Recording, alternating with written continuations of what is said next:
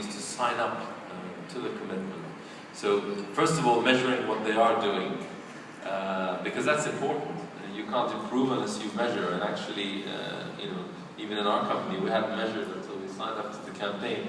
I was pleasantly surprised by the results, but we can still do more and help direct it. And then through the measurement, and then you have a metric by which to improve, by which to pledge higher commitment in this area. And then learning is a key part of it, which is why it's a global campaign. So what's been effectively done in one part of the world by a certain company, if properly highlighted, can hopefully create replication in other parts of the world.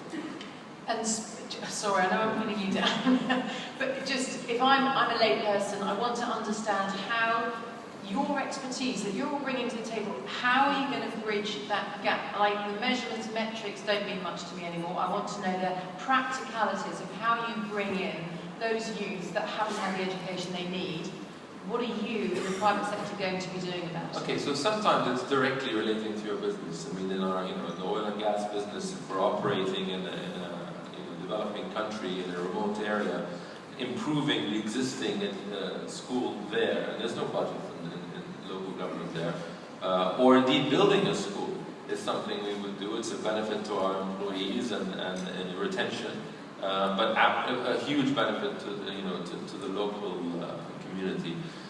Looking in the Middle East region, one project which I think is excellent and can be replicated in Jordan is Madrasati, our school, which is under the Varkey GEMS Foundation.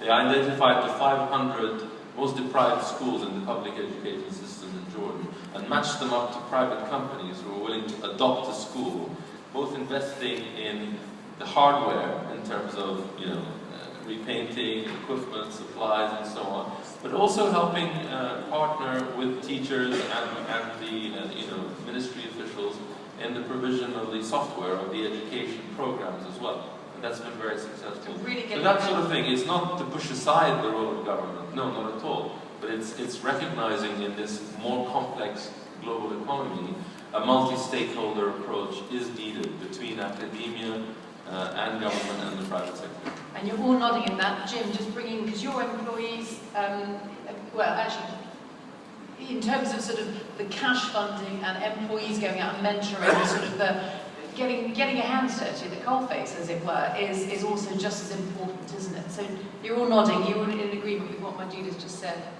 I actually believe that there are many, many good examples, very concrete examples, even in the underdeveloped part of the world. We launched a project in Africa called Skills for Africa.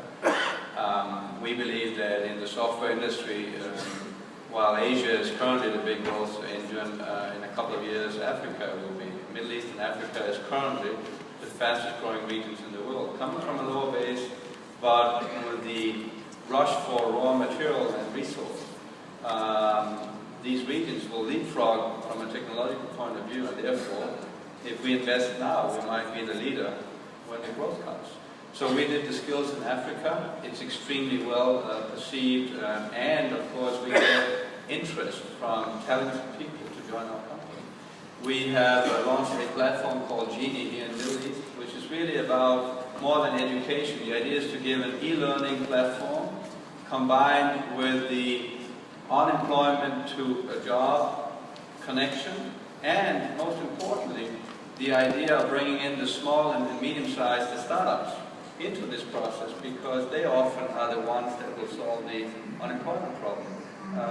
And they have the big ideas. And we benefit largely from fostering an ecosystem of startups. We have more than 1,200 startups that build on our technology, things that we wouldn't even imagine building, because we are a big running business that need to take care of the next quarter. Well, they actually have the wild ideas, and we offer them technology and education and skills to get it done. And it's a good example of how even this region and even Africa is not philanthropic again. It's about creating growth opportunities for the future. It's good business sense, because I was going to put it another way and say, how will it hold your regions back if business doesn't come on board? Well, I think, to my point earlier, it simply takes too long.